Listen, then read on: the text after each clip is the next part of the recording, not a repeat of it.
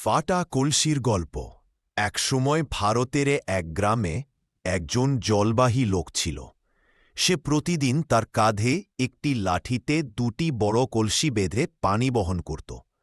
একটি কলসি একদম নিখুঁত ছিল, প্রতিদিন ঠিক মতো পুরো পানি পৌঁছে দিত। আরেকটি কলসিতে ছিল ছোট্ট একটা ফাটাল, ফলে প্রতিদিন অর্ধেক পথ পেরোতে তার অর্ধেক পানি ঝরে যেত। এভাবে 2 বছর কেটে গেল।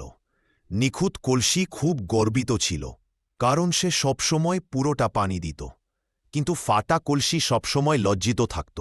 সে ভাবত, আমি কত ব্যর্থ, আমি একটাও পূর্ণ কলসির কাজ করতে পারি না। একদিন ফাটা কলসি জলবাহককে বলল, আমি দুঃখিত, আমার কারণে আপনি প্রতিদিন অর্ধেক পানি হারান।